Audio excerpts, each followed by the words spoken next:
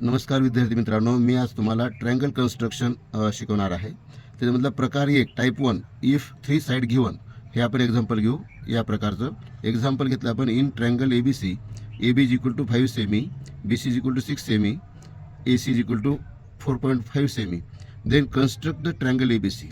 अशा प्रकारचं ट्रायंगल तिन्ही बाजू दिले असताना करताना कोणत्याही दोन बाजूची बेरीज ही तिसऱ्यापेक्षा मोठी असली पाहिजे, हे लक्षात घ्यायचं अगोदर.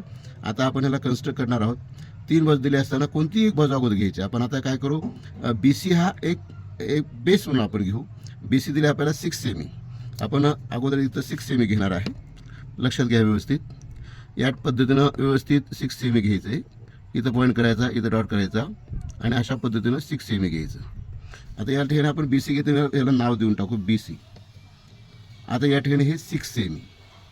आता या ठिकाणी पाहिलं आपण तर B आणि C मिळाला आपल्याला. आता फक्त आपल्याला A बिंदू मिळवायची. मग A हा B पासून किती अंतरावर आहे, म्हणजे AB किती आहे, 5 सेमी आहे.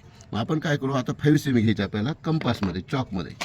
या ठिकाणी जर पाहिलं आपण तर हे चॉकमध्ये 5 सेमी घ्यायचे आपल्याला. या पद्धतीनं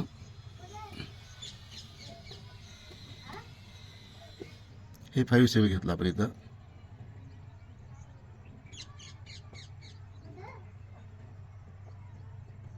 हे 5 सेमी घेतलं. आता या ठिकाणी काय करायचं, आपण A पासून B 5 सेमी, म्हणजे B पासून आपल्याला 5 सेमीवर एक चाप मारायचा. या पद्धतीनं आता चाप मारला. आता या ठिकाणी पाहिलं आपण तर A पासून C पासून A किंवा A पासून C किती अंतर आहे, 4.5 सेमी अंतरावर आहे. आपण आता 4.5 सेमी अंतर घेणार आहे याच्यामध्ये. हे इथं गेलो आपण 4.5 सेमी अंतर, हे 4.5. आता C पासून आपण या चापला छेदणार आहे 4.5 सेमी या पद्धतीनं. आणि आता छेदल्यानंतर हे दोन्ही चाप ज्या ठिकाणी इंटरसेक्ट होतात तिथं आपण पॉईंट करणार आहोत. त्याला म्हणणार आहोत आपण A. आणि आता A आणि B हे जोडून घ्यायचे व्यवस्थित.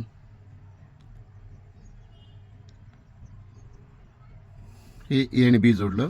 आता तसं A आणि C जोडायचे.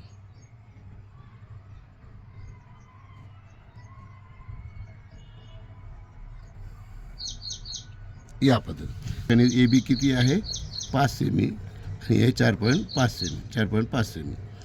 तर अशा प्रकारे आपल्याला 3 बाजू दिल्या असताना त्रिकोणाची रचना करायची आहे. धन्यवाद.